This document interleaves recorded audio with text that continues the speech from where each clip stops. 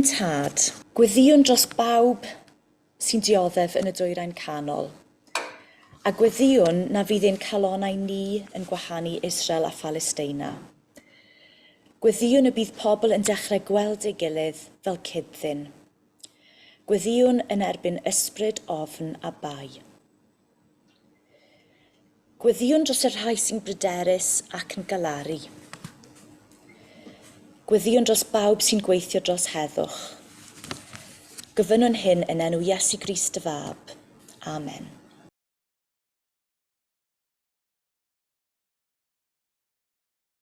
Mae'r gynnydd yn gartref i ddau gwch, Atlantic 85 a D-Class.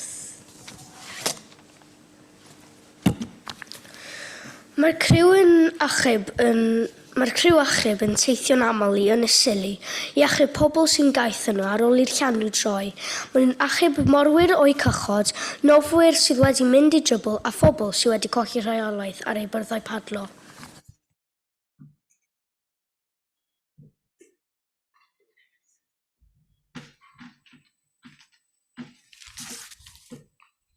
Gweddiwn, arglwydd, diolch am ddewrder y criwiau sy'n mentro i'r môr i achub pobl, rhoi nerthydd i nhw a helpa i nhw ddal ati.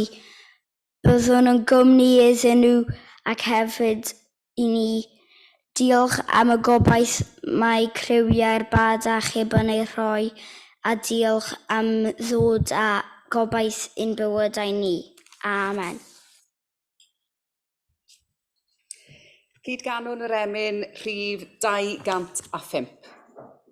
Dyma gariad fel y moroedd, tosturiaethau fel y llu, tywysog bywyd pur yn marw, marw i brynu'n bywyd ni.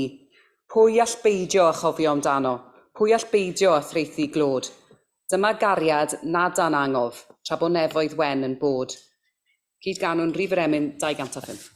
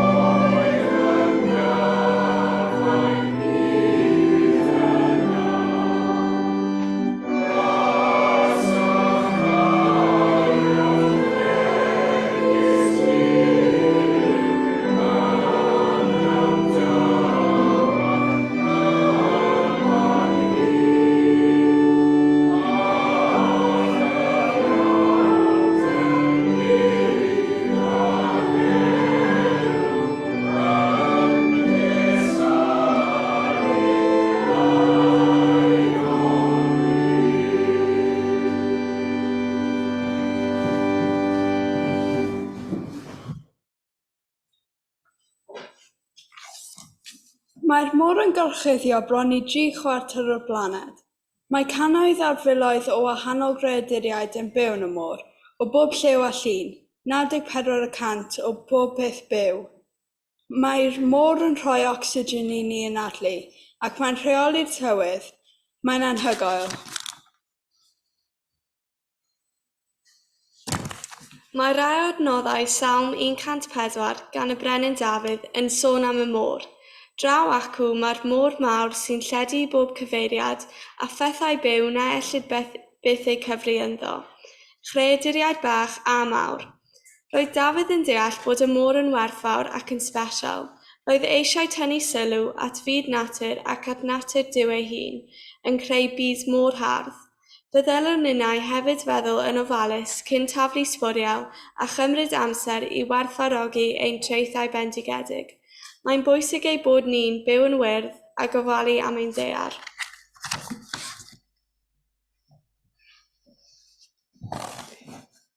Mae yna gyfoedd o fywyd gwyllt yn y môr hafren ar ein stepen ddrws. Mae dolffiniaid a siarcod glas a mathau prin o wymon a chwyrel. Pan fod llanw allan, mae'r mwd ar y glannau yn denu bob math o adar, o'r nico bach a llwyd y tywod, i'r pibydd coch. Fe welson ni rhai o'r adar yma pan aethon ni i Slimbridge y llynedd. Mae nifer o ynysoedd yn y môr hafren. Efallai eich bod chi wedi ymweld ag un. Mae enwau person yn nhw. Ynys Wair, Ynys Bir, Ynys Rothnech, Ynys Echni ac Ynys Denni, sef y ffin rhwng Cymru a Lloegr.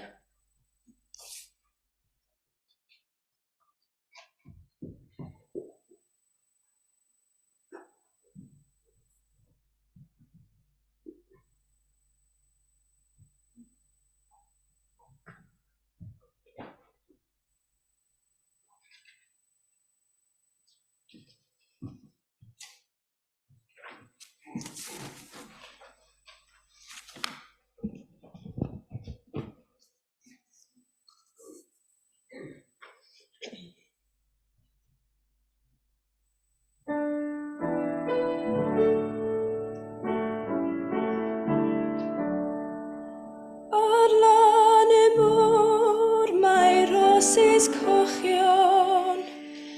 Ar lan y môr mae lilies gwynion.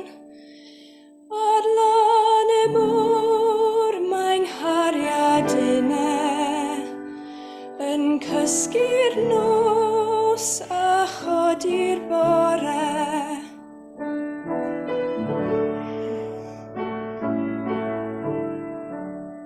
Ar lan y môr mae carreg wastad, Shibim yn siarad gair am cariad, o amgylchon fyd efo lili, ac ambell gangen o'r osmari.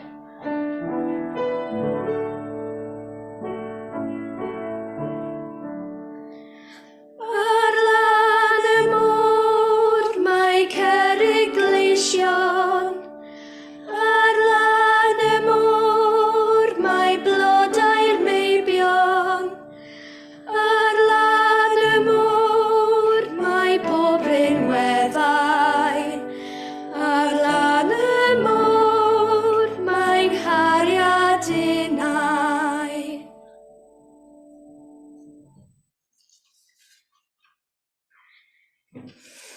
Fe glywson ni am Ynys Echni, Thatwm, yn yr Ysgol Sul, wrth ddysgu am Sant Barog. Roedd Barog yn byw ar Ynys y Bari yn y 7th ganrif, ac roedd yn ddisgybl i Sant Cadog o Lancarfan. Roedd Barog wedi mynd ar encil i Ynys Echni ar gyfer y grawys. Ai 40 diwrnod heibio, a rwyfodd Barog yn ôl i'r tir mawr. Ond roedd wedi anghofio ei Feibl. Anfonwyd e yn ôl i'w gasglu, ond bofodd wrth rwyf y adref a chosiwyd y Beibl.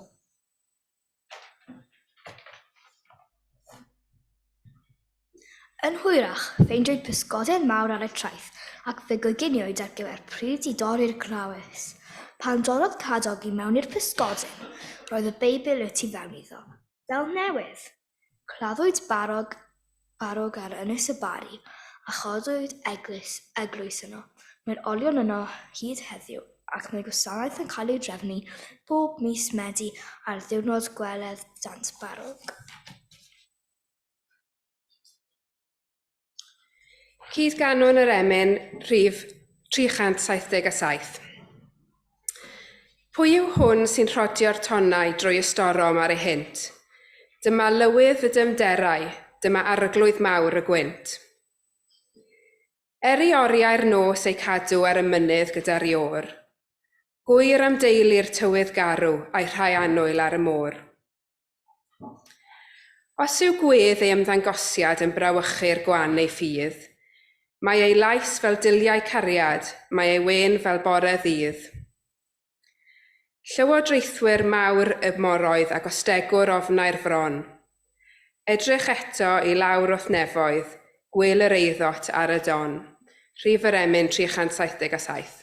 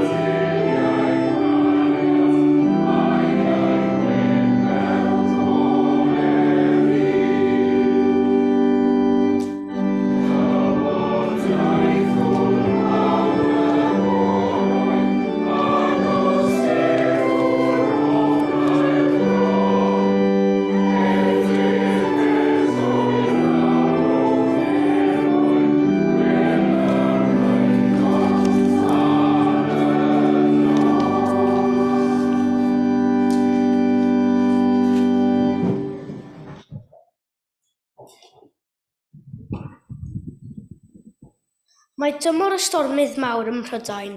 Mae swyddfa dywydd ym Met yn enwi storm os yw'n debygol o gael effaith fawr ar Brydain, a gwyntoedd yw'r prif bryder. Fe gawson ni storm Agnes yn ddiweddar, ac mae mwy I ddod. Dyma stori enwog o'r Beibl am Iesu'n gostegu'r storm. Un diwrnod roedd Iesu a'i ddisgyblion yn hwylio draws llyn Galilea. Roedd rhai o'r disgyblion yn adnabod y llyn yn dda oherwydd roedd nhw'n pysgota yn dod aml. Yn sydyn fe gododd storm fawr. Roedd y gwynt mor gryf nes roedd y tonnau yn sgifo dros y cwch.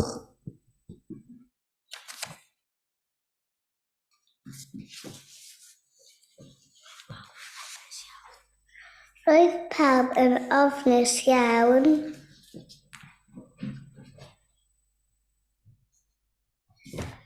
Roedd yr arglwydd Iesu'n cysgu'n drwm yn y cwch. Roedd gymaint o ofn ar y disgyblion, nes I fy nhw fynd i'w ddeffro. Fe weifon nhw, arglwydd, achub ni, rydyn ni'n mynd I foddi. Fe ddwedodd yr Iesu wrthyn nhw, nad oedd angen bod yn ofnus oherwydd roedd ef gyda nhw. Fe ddwedodd wrthyn nhw, nad oedd ganddo nhw lawer o ffydd. Fe ddylen nhw fod wedi ymddiried yma fe, yw cadw nhw'n ddiogel yn y storm.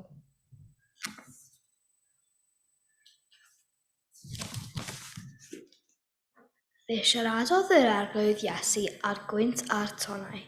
Fe arhosodd y cwch a gweiddi mewn llais uchel. Bydd ddistaw, bydd dawel. Fe beidiodd y gwynt ac fe dawelodd y tonnau. Roedd hon yn nwydd arbennig arall. Doedd rhyfedd bod y disgyblion wedi syni ac wedi dweud pa fath llun yw hwn. A mae hyd yn oed y gwynt a'r môr yn efyddhau iddo.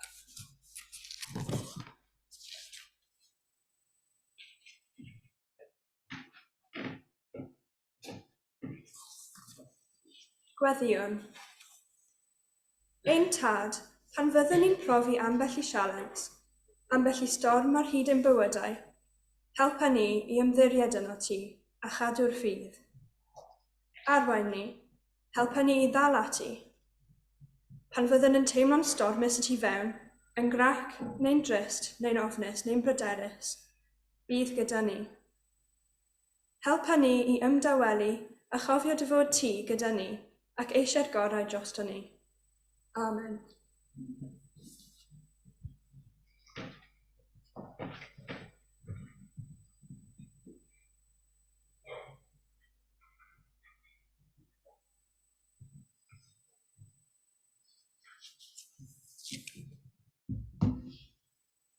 Cydganwn Rhif yr Emyn 615. O'r llanwa hwyliad eglwys yn gadarn yn y gwynt, sydd heddiw o Galfaria yn chwythu'n gynt a chynt.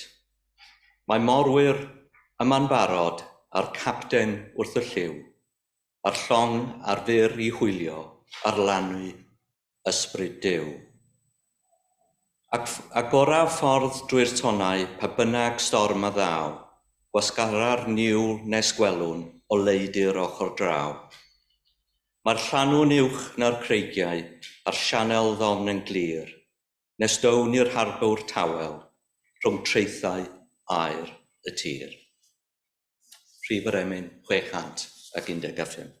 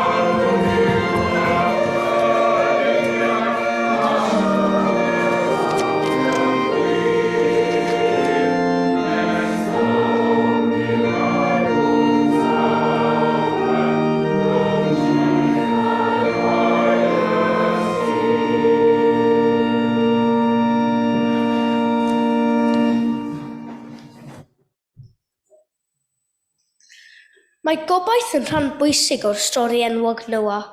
Gwelodd Duw fod pobl y ddaear yn ddrwg. Penderfynodd anfon llifogydd i olchi drwg i ffwrdd. Roedd un dyn dawr enw Noa. Dywedodd Duw wrth Noe adeiladu arch a roedd dau o bob math o anifail ynddo. Daeth y glaw mawr ac roedd dŵr dros y ddaear I gyd. Ar ôl 40 diwrnod o law, dechreuodd yr haul dywynnu. Anfonodd Noa a gigfran I chwilio am dir sych daeth yn ôl.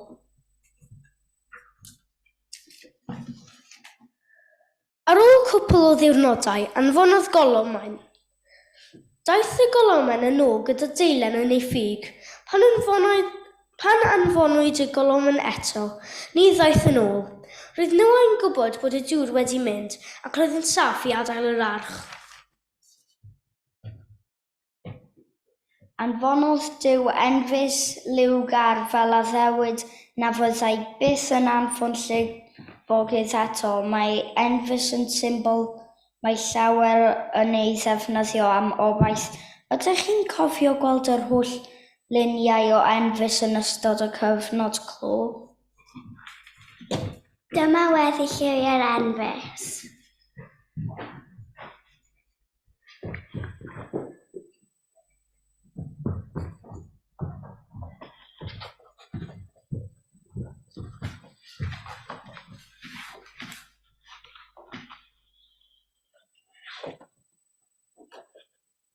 Diolch Dduw am ein caru ni. Annwyl Dduw, helpa ni I wrando a bod yn amyneddgar. Ein tad, helpa'r bobl sy'n ofnus. Arwain ni atebwch. Arglwydd, edrych ar ôl y bobl sy'n sal, bydd gyda nhw. Annwyl Ior, diolch am waith y ffordd o achub. Diolch Dduw am gael Cymru a helpu ein gilydd. Ein tad, diolch am edrych ar ôl.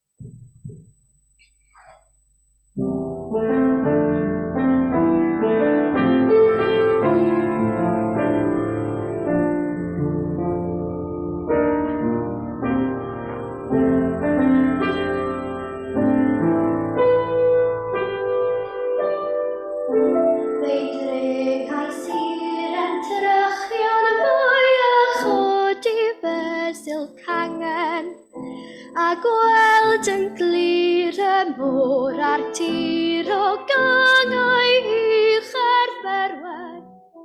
Wrth I mi gyrraedd codrai'r ne, mae fi o'i brenin uwch ar lle.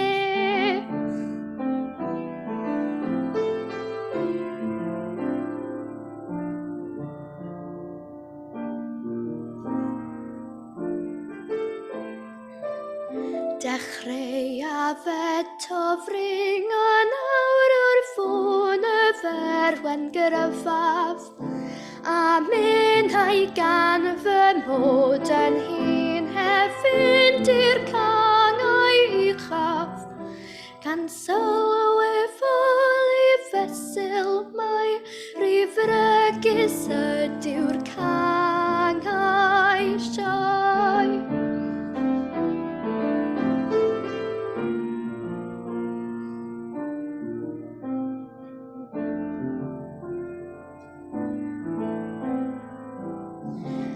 Fori eto'n siŵr y dofod ffôn yr hyn ferwen ac edrych na fi'r brig a'i fri ac erim deimlo'r angen nid yr inga eto anhafu ond ystafyn eich ysgod eich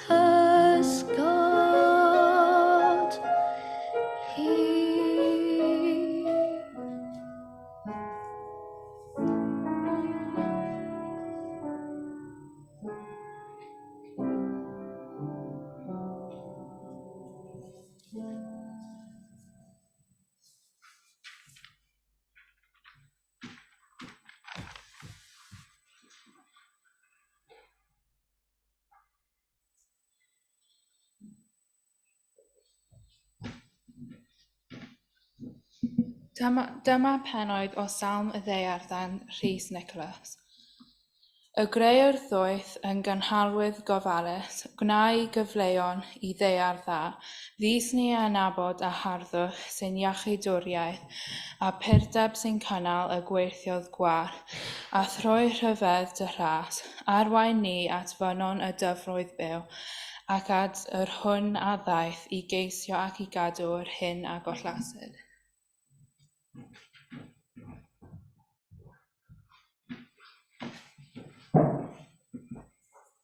Cydganon, rhif remen 319.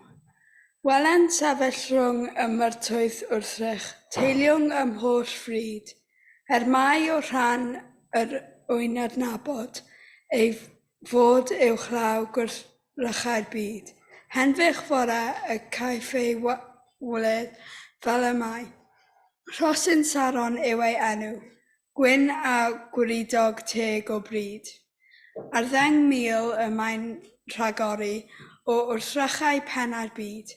Rhynd pechadur, dyma ei beilot ar y môr, rhif remen 319.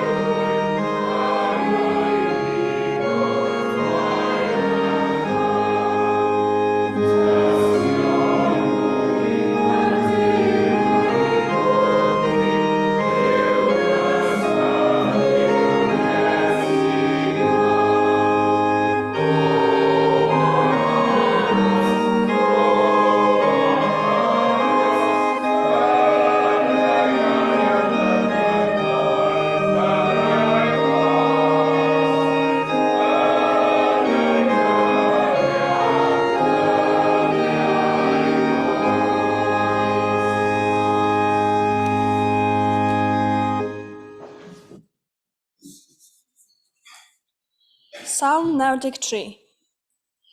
Yr arglwydd sy'n teyrnasu, mae wedi ei arwisgo'n hardd.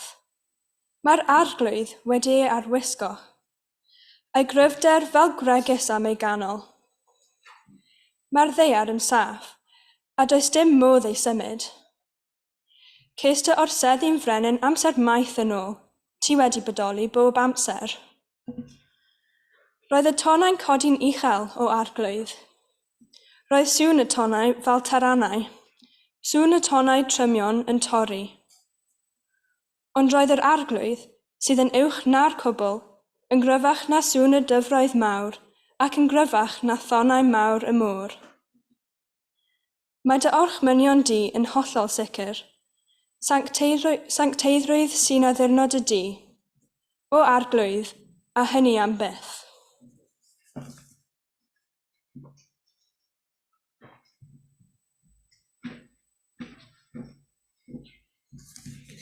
Diolch yn fawr i chi